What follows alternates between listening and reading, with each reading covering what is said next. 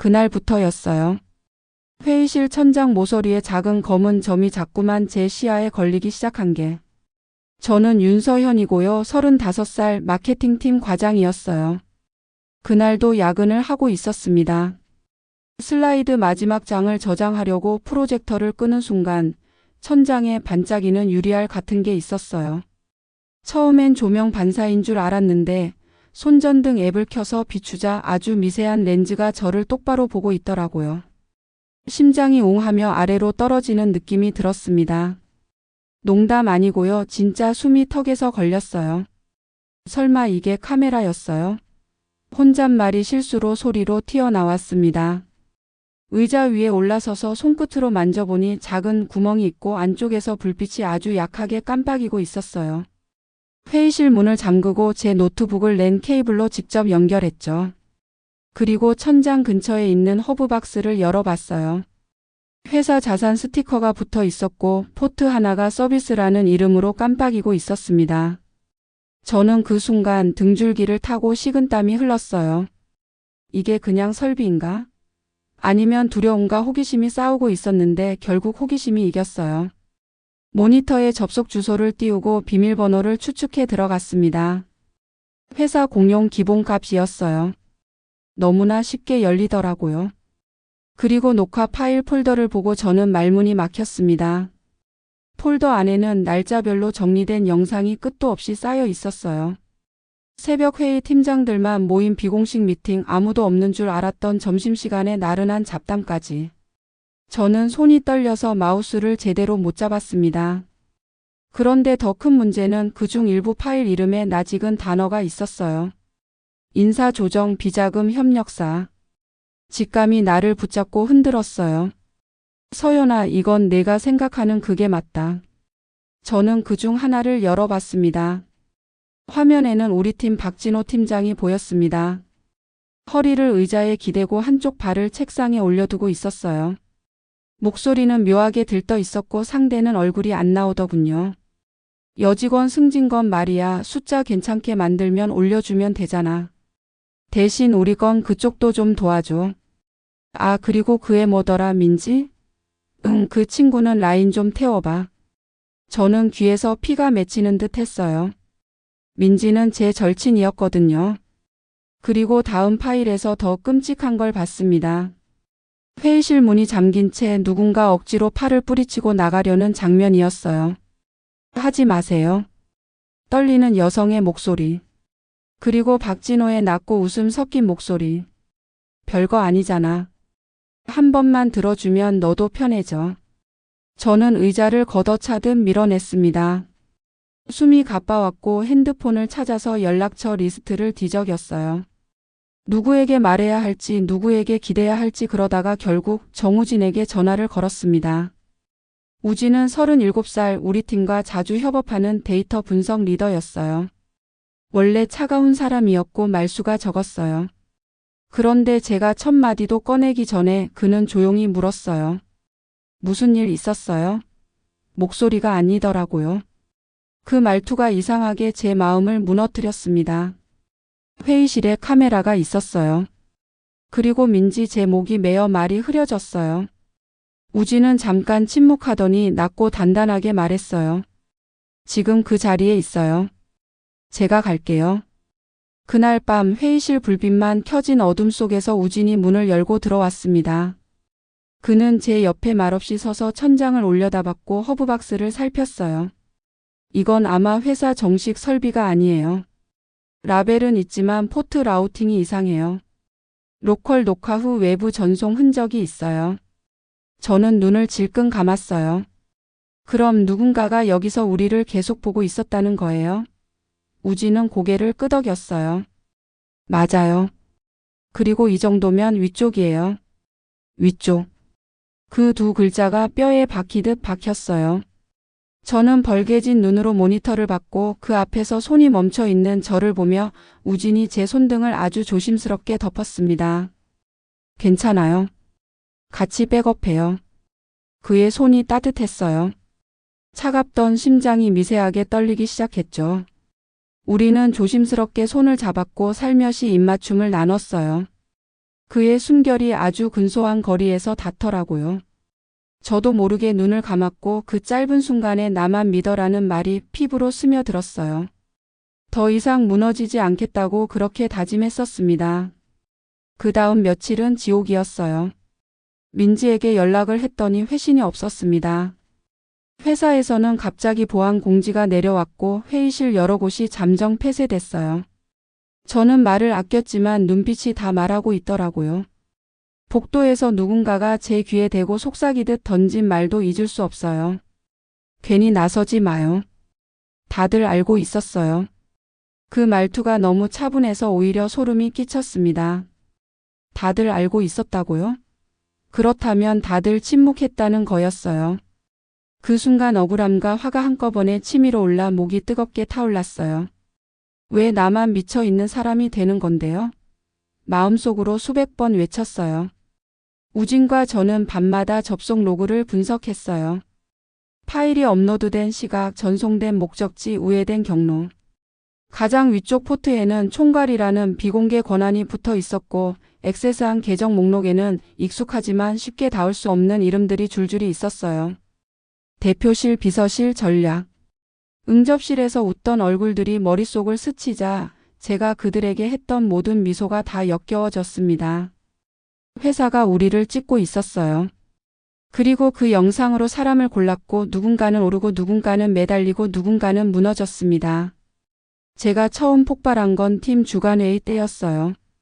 박진호 팀장은 평소처럼 느긋하게 앉아서 이번 분기 성과가 아쉽다느니 개선안을 더 창의적으로 가져오라느니 말도 안 되는 말만 늘어놓고 있었어요. 손이 먼저 들려 올라가 있더라고요. 팀장님, 회의실에 설치된 기기에 대해 아세요? 방 안의 공기가 한순간에 얼어붙었습니다. 박진호는 어색한 웃음을 흘렸어요. 서연 씨, 무슨 기기요? 저는 그에게 녹화 파일 하나를 아주 조용히 본제 노트북 화면으로 보여줬어요. 그의 얼굴빛이 순간적으로 꺼졌습니다. 그러나 곧 표정이 돌아왔어요. 회사 보안 시스템이에요. 정식 절차를 밟은. 저는 이를 악물었어요. 정식 절차라면 왜 그 안에 민지 씨가 울먹이는 장면이 있죠? 왜 문이 안에서 잠겨 있죠? 왜? 그 순간 박진호가 말을 잘랐어요. 허위사실 유포하지 마요. 당신 요즘 불안정해 보이더라. 독이 묻은 말이었어요. 방 안에 누군가가 킥 웃더라고요. 부끄러웠어요. 억울했고 치욕스러웠습니다. 그날 퇴근길 우진이 저를 엘리베이터 앞에서 붙잡았어요. 혼자 감당하지 마요. 그의 눈빛은 말보다 더 컸어요. 저는 마른 침을 삼켰습니다. 나는 내가 잘못한 게 없어요. 그런데 왜 내가 다 잃게 생겼죠? 우진은 한 발 더 가까이 다가왔어요. 잃지 않게 만들어요. 같이. 그는 조심스레 제 어깨를 끌어안았고 우리는 복도의 조용한 구석에서 서로의 이마를 살짝 맞댔어요. 심장이 같은 박자로 뛰는 게 느껴졌어요. 지금 멈추지 않을게요. 그가 낮게 속삭였고 저는 조용히 고개를 끄덕였어요. 우리는 뜨겁다기보다 단단하게 서로에게 기대어 입맞춤했어요. 그날의 입맞춤은 약속 같았어요. 진실을 향한 약속. 며칠 후 민지에게서 짧은 메시지가 왔어요. 미안해. 나 그만둘 거야. 아무 말 하지 마. 저는 바로 전화를 걸었는데 꺼져 있더라고요. 사무실 자리도 이미 비어 있었어요. 텅 빈 의자를 보자 가슴이 쑥 꺼졌어요. 나 때문인가? 내가 자꾸 건드려서 자책이 목을 조였지만 더 이상 물러서면 모든 게 사라질 것 같았어요. 저는 우진과 함께 언제 어디서 어떻게 폭로할 건지 계획을 세웠어요. 임직원 전원이 참여하는 분기 전략 워크숍, 전자칠판과 메인 스크린이 연결되는 그 순간을 노리기로요. 리허설을 여러 번 돌려봤어요. 외부 회선으로 백업 스트림을 숨겨놓고 화면이 꺼져도 자동으로 재생되게. 누군가가 뺏으려 해도 끝까지 흘러가게. 저는 손바닥에 땀이 배는 걸 느꼈어요. 무서워요. 솔직히 말했어요. 우진이 고개를 저었어요. 무서운 게 맞아요. 그럼에도 해요. 그게 용기예요. 그의 말이 제 뼈에 자리 잡았어요. 워크숍 당일 공기가 이상했어요. 대표이사는 늘 하던 웃음을 지었고 비서실장은 발뒤꿈치를 들어 올려 서 있기만 했어요. 저는 발표자 뒷줄 시스템 콘솔 옆에 앉아 있었고 우진은 무대 반대편에서 노트북을 열고 있었습니다. 시작 벨이 울리고 첫 프레젠테이션이 재생될 때 제 심장도 같이 시작했어요. 손가락이 아주 짧게 떨렸지만 버튼은 정확히 눌렸습니다. 화면이 한번 깜빡이더니 전략 보고서 대신 회의실 화면이 커다랗게 떠올랐어요. 방 안에 수백 명이 동시에 들숨을 삼키는 소리가 들렸어요. 그리고 곧 그들의 진짜 목소리가 울려 퍼졌습니다. 그 친구는 라인 태워 대신 그건 우린 몰랐던 걸로. 비자금은 기존 루트로 흘리면 돼. 여직원 거는 조용히. 인사팀이 말 맞춰. 그 목소리들이 내 귓속에서 폭탄처럼 터졌어요. 누군가는 자리에서 벌떡 일어났고 누군가는 핏기가 가셨습니다. 저는 화면이 꺼지지 않도록 백업 스트림을 확인했어요. 누군가가 메인 케이블을 뽑아도 또 다른 화면이 켜졌습니다. 누군가가 소리를 꺼도 스피커가 다시 살아났어요. 멈출 수 없게 만들어둔 진실의 홍수. 그걸 바라보면서도 제 다리는 떨리고 있었어요. 두려움과 해방감이 한꺼번에 밀려왔거든요. 그때 박진호가 뛰어나와 소리쳤어요. 허위 조작이에요. 이건 범죄예요. 그러나 다음 장면이 그를 무너뜨렸습니다. 잠긴 회의실 떨리는 여성의 목소리 그리고 박진호의 손짓. 방 안의 공기가 돌덩이처럼 무거워졌어요. 누군가가 욕설을 내뱉었고 누군가는 눈을 질끈 감았어요. 저는 속으로 되뇌었어요.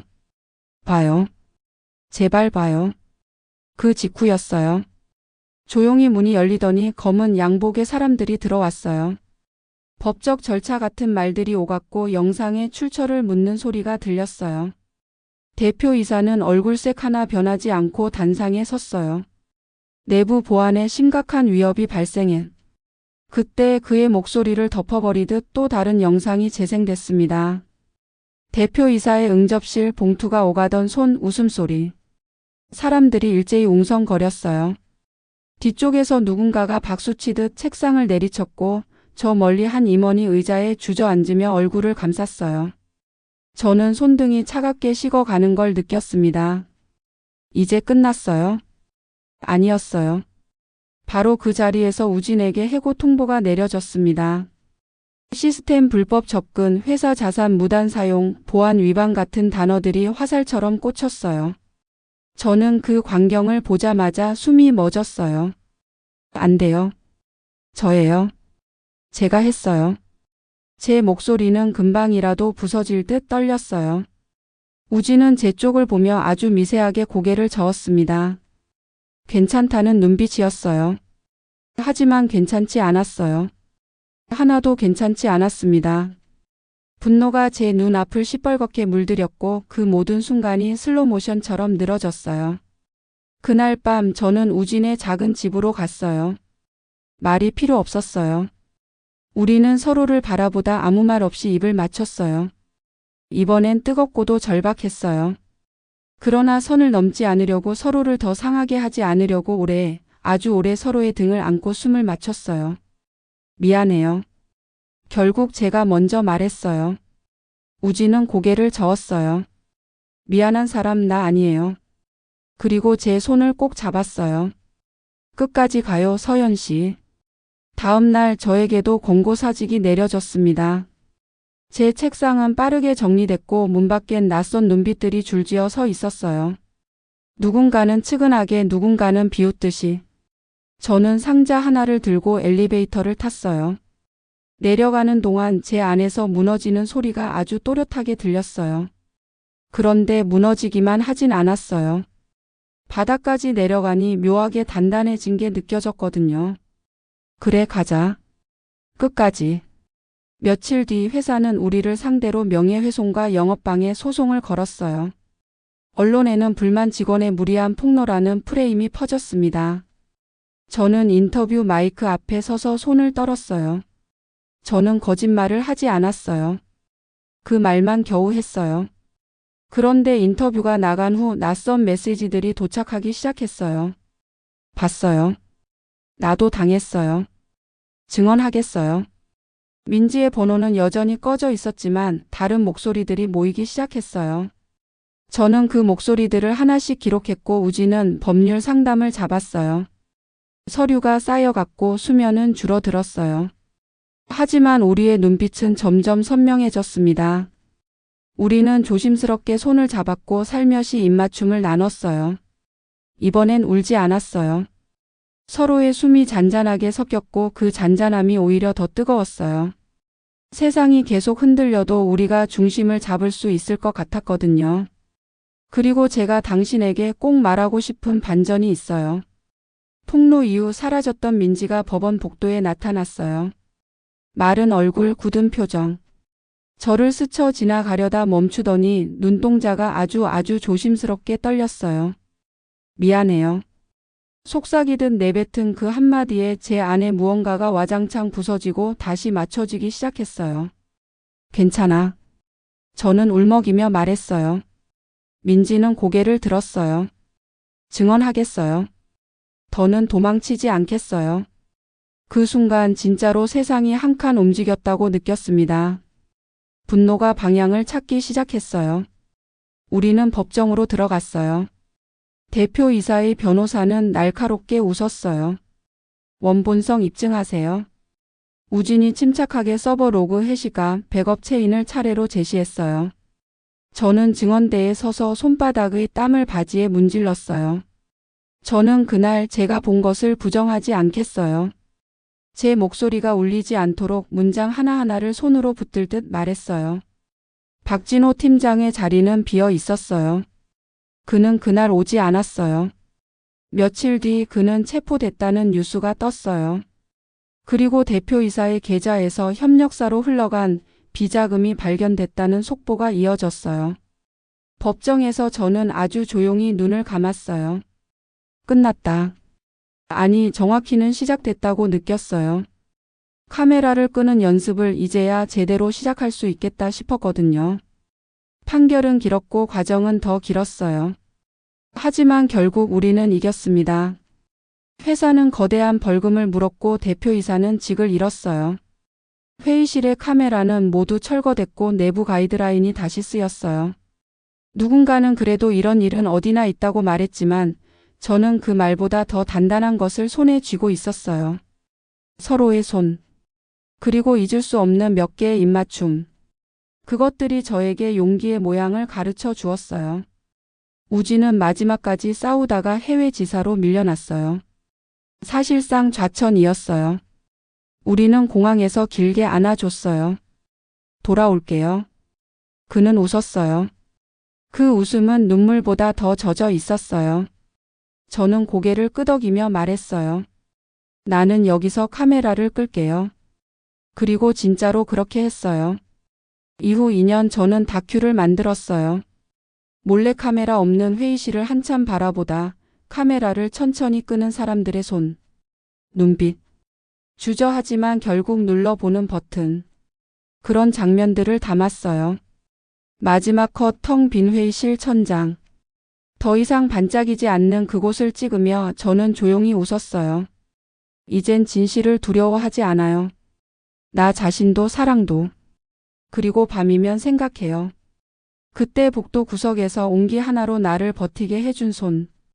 우리는 조심스럽게 손을 잡았고 살며시 입맞춤을 나눴어요. 바다 건너 어디에 있든 우리의 약속은 여전히 여기에 있어요. 망설이지 않는 숨결로 오늘도 저를 앞으로 밀어주더라고요. 그날 이후로 제 일상은 조용히 부서지고 있었어요. 복도에서 마주친 사람들의 눈빛이 달라졌고 제 자리에 앉으면 의자 아래에서 작은 진동처럼 불안이 올라오곤 했습니다. 저는 윤서현 35살 마케팅팀 과장이었고요. 겉으로는 늘 하던 대로 보고서를 쓰고 미팅에 참석했지만 손끝은 자꾸만 떨렸어요. 커피잔 표면에 얇은 물결이 번지듯 제 안에 두려움과 분노가 번져나가고 있었습니다. 점심시간에 화장실 거울 앞에 서서 입술에 색을 얹다가 갑자기 확 밀려오는 억울함에 손이 멈췄어요. 내가 뭘 잘못했죠? 속삭이듯 내뱉은 말이 거울에 부딪혀 돌아오더라고요. 그때 칸 문이 열리며 누가 지나가면서 아무 말 없이 저를 위아래로 풀었어요.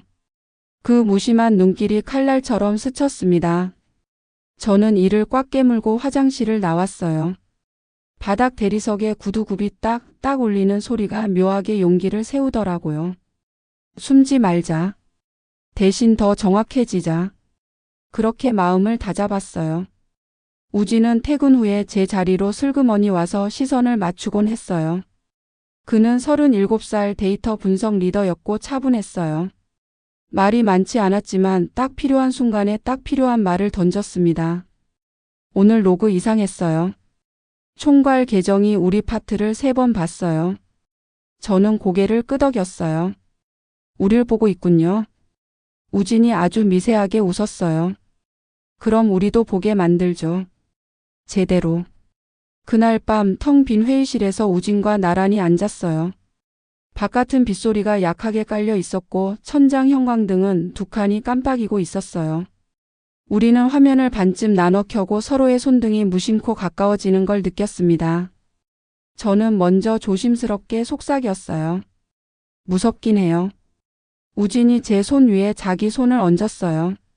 무서운 걸 아는 사람이 하는 용기가 제일 단단해요. 그의 손바닥 온기가 제 손에 스며들더라고요. 우리는 조심스럽게 손을 잡았고 살며시 입맞춤을 나눴어요. 아주 짧은 입맞춤이었는데도 심장이 툭 하고 제자리를 찾는 느낌이 들었습니다. 고마워요. 제가 말하자 우진은 미소만 지었어요. 그 다음 날 아침 박진호 팀장이 제 자리에 와 의자를 톡톡 두드렸어요. 서현 씨 요즘 표정이 별로야. 일에 집중 좀 하지 그래요? 저는 고개를 들었어요. 팀장님, 회의실에 설치된 장치 누가 승인했는지 알아야겠어요. 박진호가 피식 웃었어요. 회사 보안이야. 당신이 알 필요는 없지.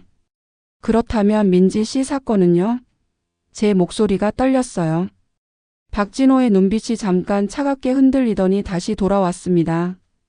그 친구가 떠나고 싶다길래 떠난 거지. 다 큰 어른이잖아. 그 말투가 너무 무심해서 제 속이 활활 타오르는 줄 알았어요. 문이 안에서 잠겨 있었어요. 제가 이를 악물고 말하자 그는 어깨를 으쓱했어요. 허위사실 유포 말아요. 본 사람 있어요? 저는 모니터를 돌려 숨겨둔 캡처 프레임 2장을 빠르게 보여줬어요. 박진호의 눈동자가 바늘끝처럼 움찔했어요. 그건 합성일 수도 있지. 그러면 감정 맞죠? 법정에서. 저는 제 목소리로도 낯선 단호함을 들었어요. 오후에 작은 회의가 열렸고 비서실에서 누군가 내려왔어요. 깔끔한 말투, 얼굴엔 표정이 없었어요. 윤 과장님, 내부 보안 사항은 공유 범위를 벗어나 있습니다. 더 언급하시면 인사상 불이익이. 그 말이 채 끝나기도 전에 우진이 문을 열고 들어왔어요. 보안 얘기라면 저도 껴야죠. 그는 차분하지만 단단했어요. 지금 문제가 되는 건 매뉴얼 누락입니다. 장치를 설치했다면 녹화 정책 폐기 정책 접근자 기록을 직원에게 고지했어야 해요. 비서실 직원이 눈을 가늘게 뜨더니 말을 아꼈어요. 그 부분은 추후에. 우진이 미소 없이 고개를 저었어요. 추후가 아니라 지금이요. 저는 그가 옆에 서 있는 것만으로도 괜찮아졌어요. 혼자가 아니라는 감각. 그건 생각보다 세더라고요. 저녁 주차장으로 내려가는데 누가 뒤에서 조용히 불렀어요. 윤 과장. 돌아보니 재무팀 부장이었어요. 그는 눈을 흘기며 낮게 속삭였어요. 괜히 나서지 마. 위에서 싫어해. 왜요? 제가 물으니 그는 어딘가를 힐끗 보고는 더 낮게 말했어요. 우리 다 빌려 쓰는 거야. 보고 고르고 밀고. 내가 뭘 바꿀 수 있다고 생각하지 마. 순간 목구멍이 뜨겁게 타올랐어요. 그래도 난 내가 바꿔요. 말하곤 계단을 올라가 버렸어요. 그 말이 제 등에 불꽃처럼 붙어 오래 타올랐습니다. 며칠 뒤 민지에게서 갑자기 메시지가 왔어요. 미안해. 나 말하면 또 무너질 것 같아. 저는 답장을 오래 쓰다 지웠어요. 내 잘못 아니야 라고 쓰려다가도 같이 가자라고 쓰려다가도 글자가 날카로워질까봐 다시 지웠어요. 결국 아주 간단히 썼습니다. 난 여기 있어. 기다릴게. 그리고 폰을 내려놨는데 그 빈 화면이 유난히 차갑더라고요. 폭로 D-5일 우진과 저는 시스템 리허설을 했어요. 메인 스크린이 꺼져도 서브 스크린이 켜지게, 음량이 줄어들면 모니터 스피커가 자동으로 커지게, 누가 전원을 내려도 외부 회선이 스트리밍을 이어가게. 저는 케이블 하나하나를 손으로 밀어 넣으며 속으로 셌어요. 하나, 둘, 셋. 마지막으로 버튼을 누르기 전 우진이 제 손등에 입술을 살짝 갖다 댔어요. 깜짝 놀라 그를 봤더니 그는 조용히 말했어요. 지금 멈추지 않을게요. 저는 말없이 고개를 끄덕였고 그 순간 우리는 서로를 단단히 끌어안았어요. 뜨겁게 입맞춤했지만 선은 지켰어요. 그 밤의 온기는 용기였고 약속이었어요. 폭로 D-1일 저는 밤새 준비한 스크립트를 프린트했어요. 손에 쥔 종이가 땀에 살짝 젖어 있어 모서리가 말리더라고요. 어머니에게 전화가 와 있었지만 받지 못했어요. 서연아, 너 괜찮니? 라는 음성 메시지를 듣고 괜히 울컥했어요. 나 잘하고 있어요. 조금만 더. 속으로 대답하고 폰을 닫았어요. 그리고 D-Day 분기 전략 워크숍.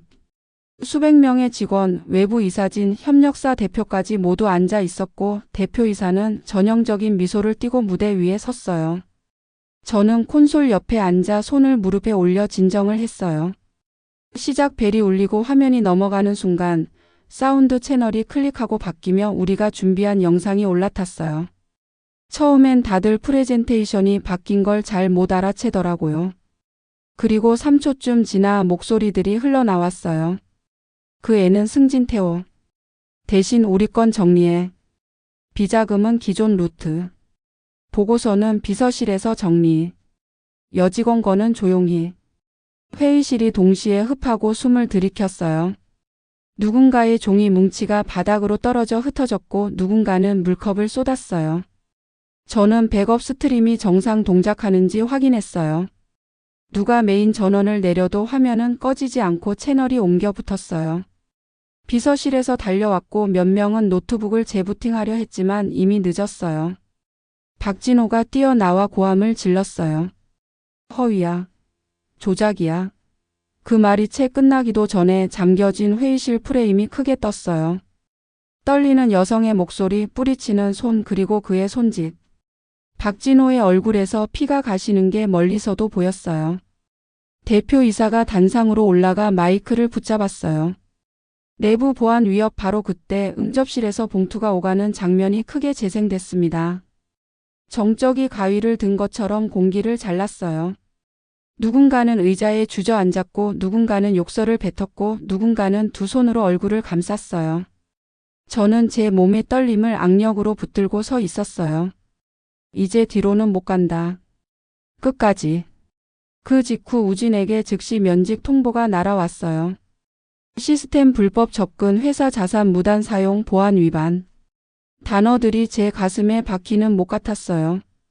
아니에요. 저예요. 제가 했어요.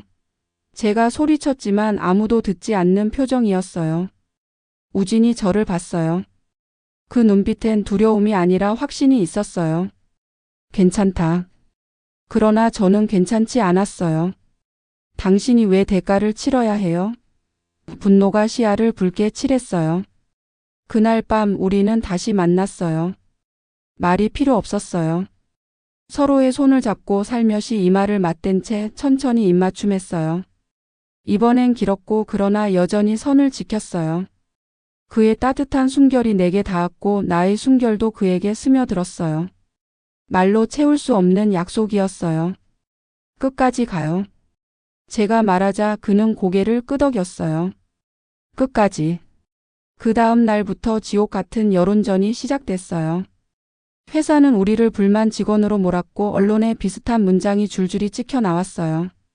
인터뷰 요청이 쏟아지는 가운데 제 손은 늘 떨렸고 카메라 앞에서 입술이 마르게 말랐어요. 저는 입을 열었어요. 그 영상은 조작이 아니었어요. 원본성과 접근 기록을 모두 제출할 거예요. 짧게 말하고 내려올 때 낯선 메시지가 쏟아졌어요. 봐줬어요. 나도 비슷한 일을 겪었어요. 증언할게요. 이 작은 문장들이 손전등처럼 어둠을 살짝살짝 밝히더라고요. 그렇게 모인 사람들 중 하나가 며칠 뒤 법원 복도에서 저를 멈춰 세웠어요. 바로 민지였어요. 얼굴이 창백했지만 눈이 맑았어요. 미안해요. 그녀가 떨리는 목소리로 말했어요. 나 그때 너무 무서웠어요. 이제는 도망치지 않으려고요. 증언하겠어요.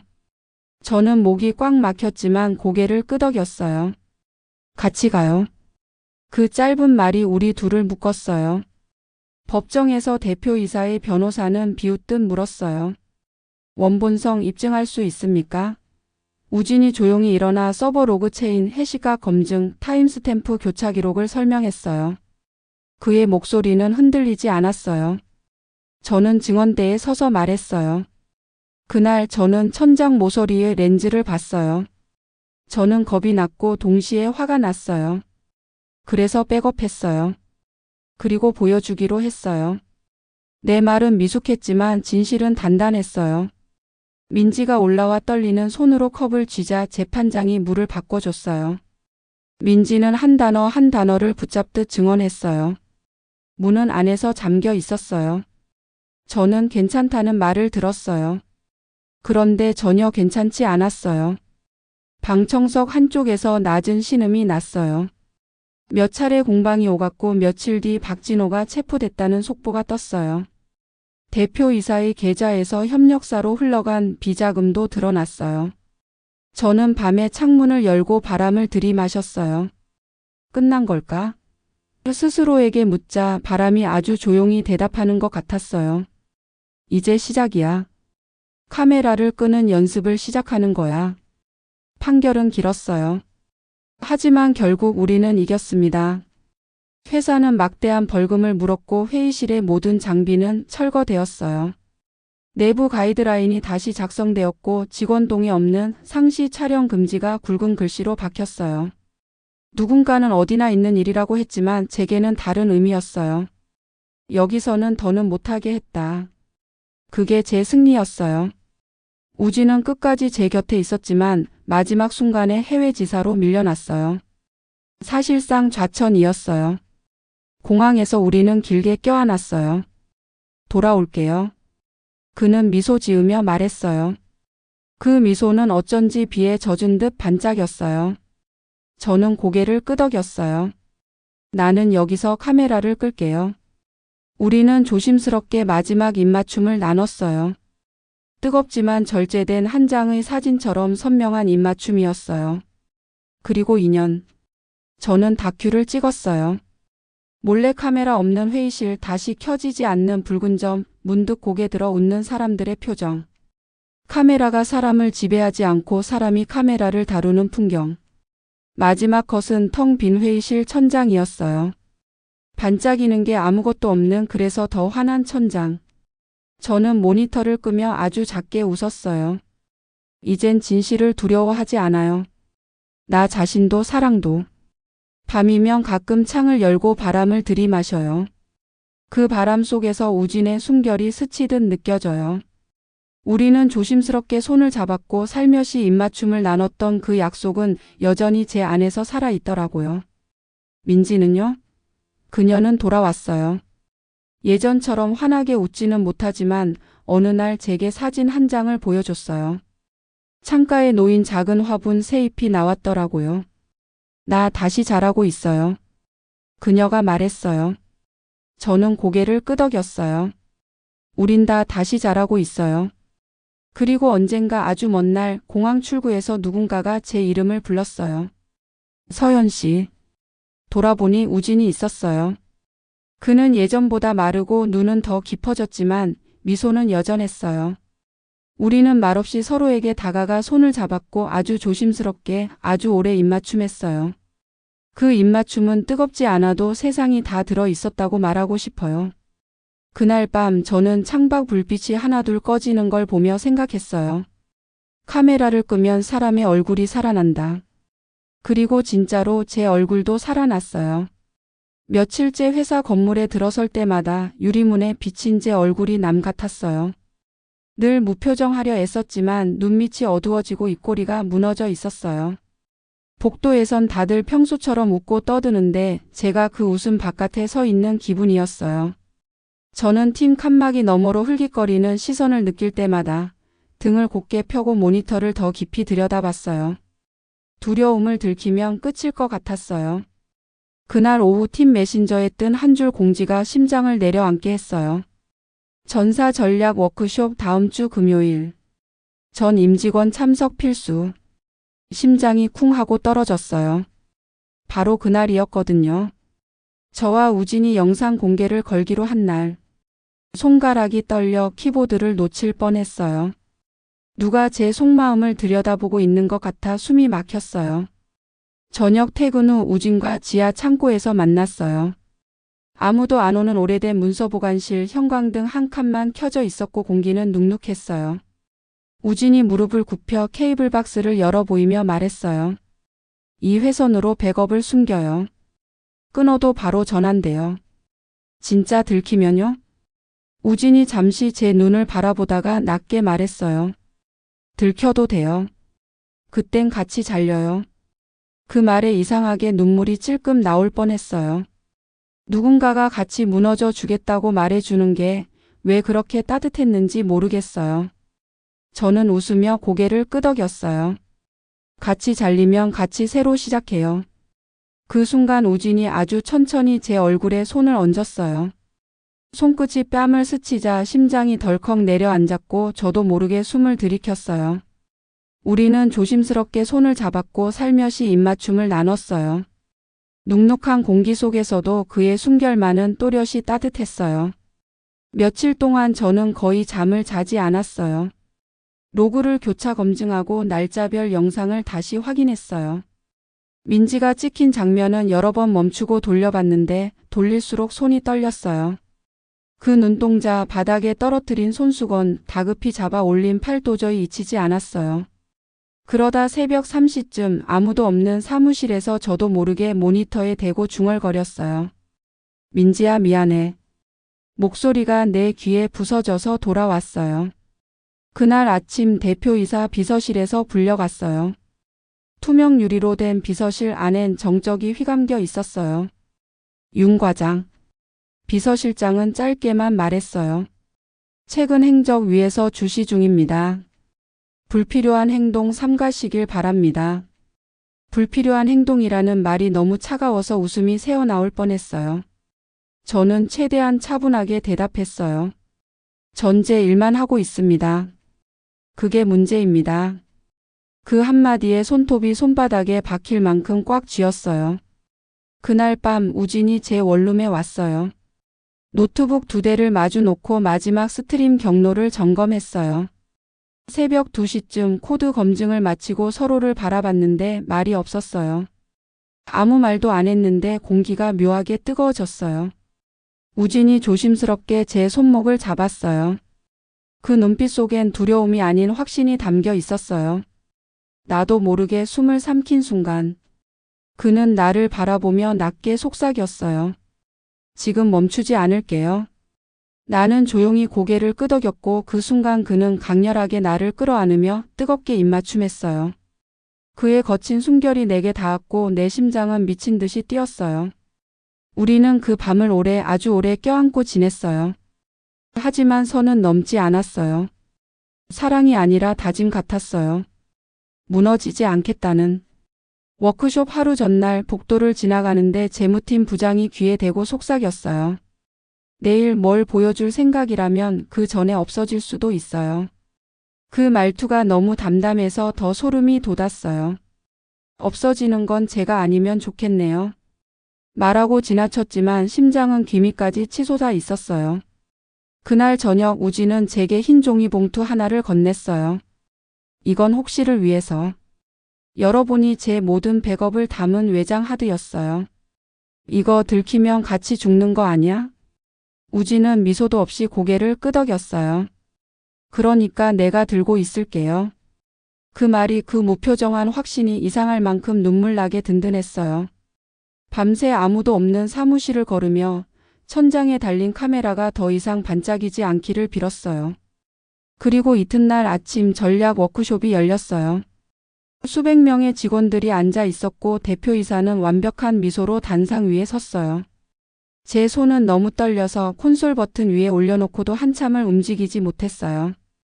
우진이 반대편에서 고개를 아주 작게 끄덕였어요. 그 신호에 맞춰 저는 손가락을 눌렀어요. 스크린이 한번 깜빡였다가 전략 보고서 대신 회의실 영상이 떠올랐어요. 처음엔 아무도 눈치채지 못했어요. 그리고 3초 뒤 그들의 목소리가 흘러나오기 시작했어요. 그 애는 승진태워. 대신 우리 건 정리해. 비자금은 기존 루트. 보고서는 비서실에서. 여직원 거는 조용히. 수백 명의 숨소리가 동시에 멈췄어요. 공기가 무너졌어요. 스크린에 영상이 떴을 때 회의실 안은 단 한 줄의 숨소리도 들리지 않았어요. 처음엔 다들 프레젠테이션 오류라고 생각했는지 몇몇은 키보드를 두드리고 어떤 이는 화면 전환 버튼을 눌러보려 했어요. 하지만 곧 그 목소리들이 울렸습니다. 그 애는 승진태워. 대신 우리 건 정리해. 비자금은 기존 루트. 보고서는 비서실에서. 여직원 거는 조용히. 그 한 문장 한 문장이 폭탄처럼 터졌어요. 마치 유리창이 안쪽에서부터 산산이 쪼개지는 것처럼 방 안의 공기가 무너졌습니다. 누군가의 손에서 물컵이 떨어져 산산이 부서졌고 다른 누군가는 몸을 일으키려다 의자를 넘어뜨렸어요. 화면은 자동으로 다음 파일을 재생하기 시작했어요. 저는 숨을 죽이고 그 광경을 지켜봤습니다. 두 번째 영상에는 민지가 나왔어요. 문이 안에서 잠겨 있었고 민지는 겁에 질려 팔을 뿌리치고 있었어요. 하지 마세요. 떨리는 목소리.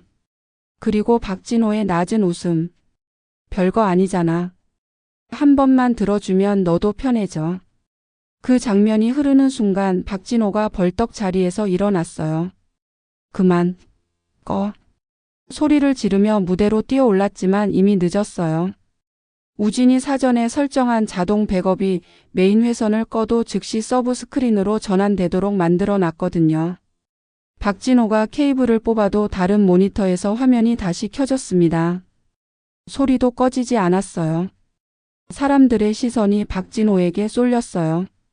그는 비틀거리며 뒤로 물러섰고 누군가의 손이 그의 팔을 붙잡으려 했지만 이미 바닥에 주저앉았어요.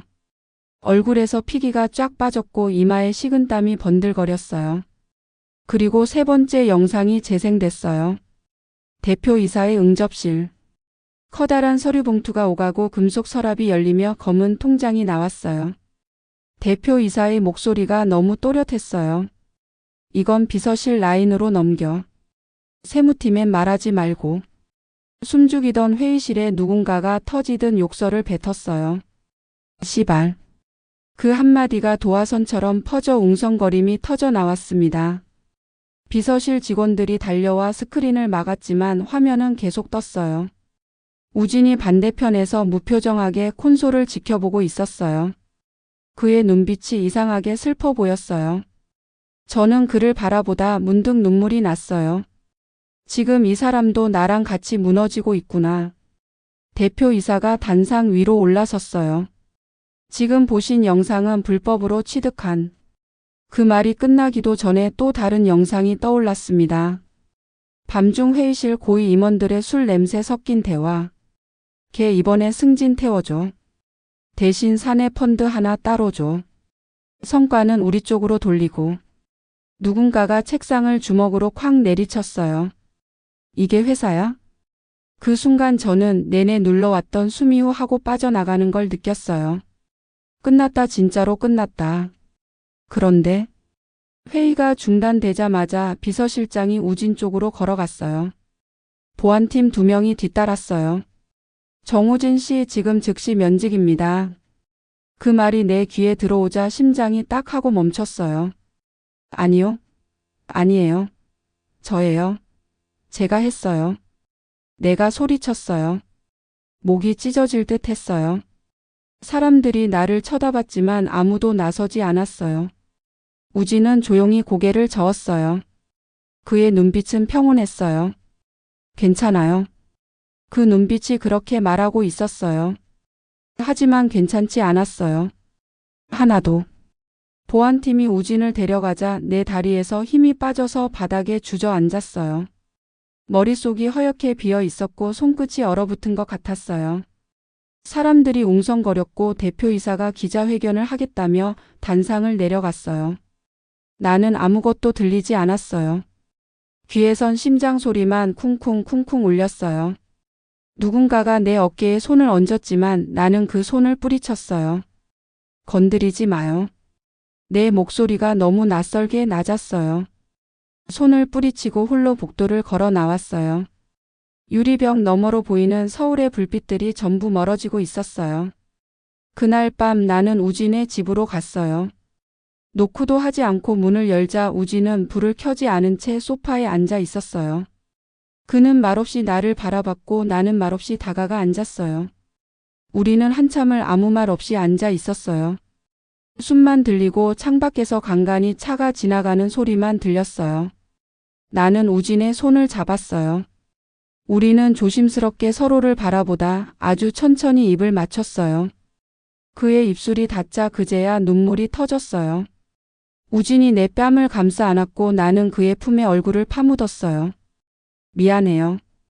미안할 사람 나 아니에요. 우진의 목소리가 내 머리 위로 흘렀어요. 우린 오래도록 서로를 껴안았어요. 사랑이라기보다 살아남기 위한 체온 같았어요. 그러나 그 체온이 분명히 나를 살렸어요. 그 폭로가 터지고 나서 세상은 하루아침에 나를 괴물로 만들었어요. 언론은 회사가 뿌린 보도 자료를 받아 적기 바빴고 포털 메인에 실린 기사 제목들은 죄다 같았어요. 불만 직원의 조작 영상 파문, 개인 원한으로 회사 이미지 훼손, 명예훼손 영업방해 소송 예정. 사무실 책상을 비우는 날 저는 박스에 물건을 담다가 손끝을 베었어요.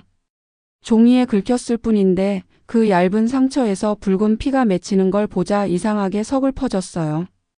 이건 누가 기사로 써주지도 않겠지 그 생각이 들자 웃음 같은 게 툭 새어나왔어요.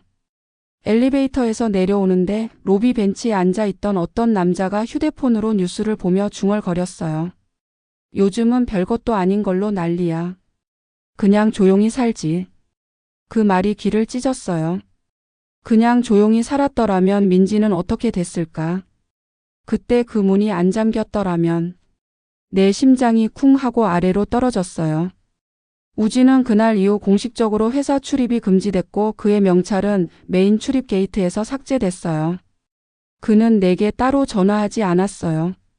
그런데도 매일 밤 내 원룸 현관문 밑에는 편지가 한 장씩 들어와 있었어요. 짧은 글씨. 잠 못 잤죠? 오늘은 꼭 자요.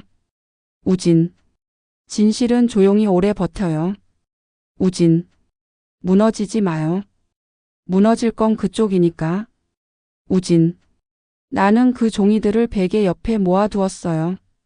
잠이 오지 않을 때마다 하나씩 읽었어요. 그 글씨가 내 폐 속까지 내려가서 쪼그라든 심장을 살살 펴주는 것 같았어요. 소송은 빠르게 시작됐어요. 회사 측은 명예훼손과 업무방해 혐의로 저를 고소했고 언론은 불안정한 여직원이라며 제 사진을 올렸어요. 한 기자가 제 집 앞까지 찾아와서 마이크를 들이밀었어요. 왜 그런 일을 했습니까? 진짜 조작 아니었습니까? 저는 눈을 질끈 감았다 떴어요. 제가 거짓말을 했다면 이렇게까지 무너뜨리려 들진 않았겠죠. 내 목소리는 작았지만 또렷했어요. 다음 날부터 낯선 메시지들이 도착하기 시작했어요. 봤어요. 나도 그랬어요. 그 방에 있었어요. 증언할게요. 끝까지 가줘요. 우리를 위해서. 그 짧은 문장들이 어두운 방에 들어온 햇빛 같았어요. 나는 밤마다 한 명 한 명의 이야기를 받아 적었어요. 노트북 화면에 글자가 줄줄이 늘어나자 이상하게 눈물이 났어요. 나만 미친 게 아니었구나. 그 말이 새어나왔어요. 그리고 그녀가 돌아왔어요.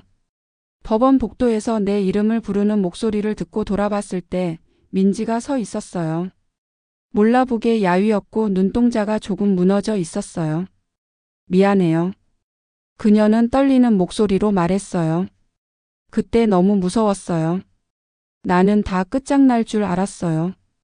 근데 더는 도망치지 않을래요. 증언할게요. 내 목이 꽉 막혔어요. 말은 안 나왔지만 나는 그냥 고개를 끄덕였어요. 민지가 울었어요. 나도 울었어요. 우린 서로를 꼭 안았어요. 마치 바닥까지 무너졌다가 거기서 다시 손을 맞잡은 사람들처럼요. 우진은 법정 출입 허가를 받아 저를 도왔어요. 법원 복도에서 마주쳤을 때 그는 한참 동안 말이 없었어요. 그냥 나를 안았어요. 한마디 말도 없이 아주 오래. 그의 가슴에 얼굴을 묻자 심장이 내 귀에 들렸어요. 단단하고 일정한 박동. 나는 그 박동 소리를 들으며 오래 숨을 들이켰어요. 그가 내 머리 위에 입술을 살짝 눌렀어요. 우린 조심스럽게 눈을 마주쳤고 살며시 입맞춤을 나눴어요. 사랑보다 간절함이 먼저였어요. 살아남자라는 약속처럼. 첫 변론날 대표이사의 변호사는 비웃듯 말했어요. 원본성 입증할 수 있습니까?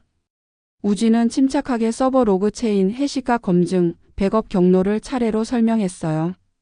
민지는 증언대에 서서 손이 떨려 컵을 놓칠 뻔했어요. 나는 자리에서 일어나 그녀의 손을 잡았어요. 괜찮아. 내가 살아있다는 것만으로 충분해. 민지는 고개를 끄덕였고 떨리는 목소리로 말했어요. 문은 안에서 잠겨 있었어요.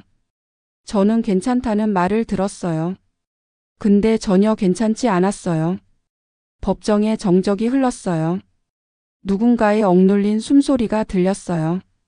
재판이 끝나고 나오는데 복도 창으로 석양이 비쳤어요.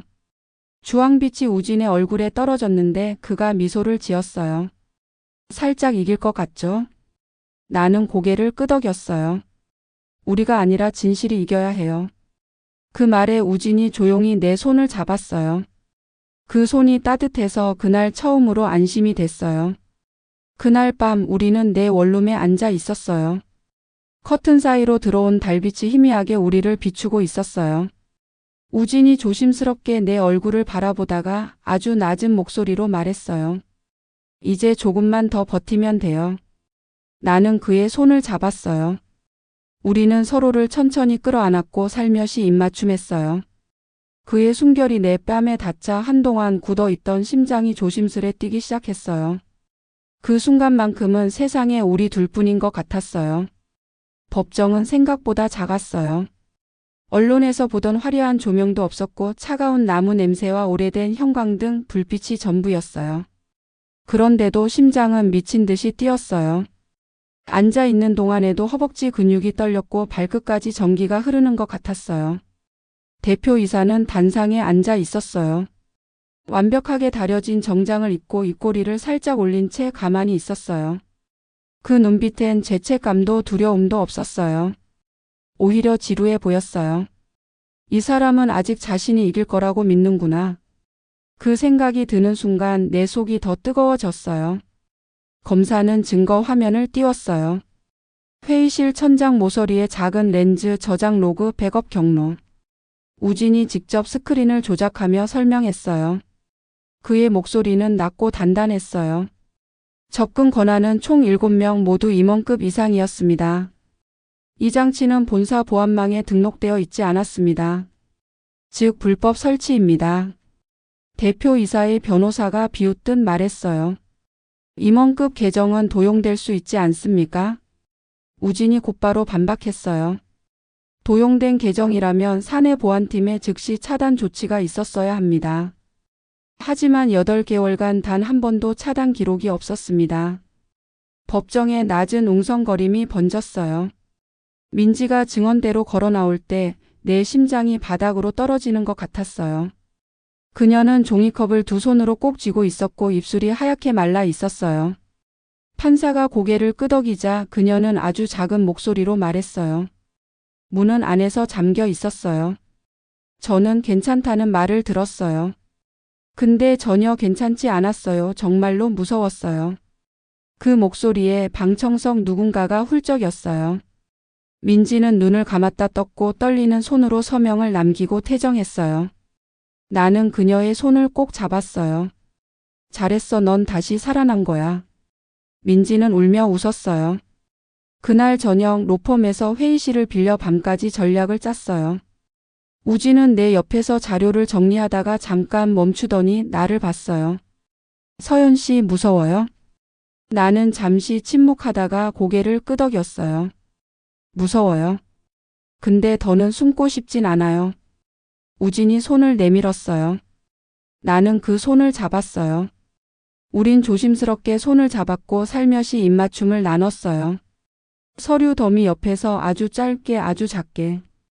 그 입맞춤 하나가 다시 싸울 힘을 줬어요. 며칠 뒤 결정적인 증거가 나왔어요.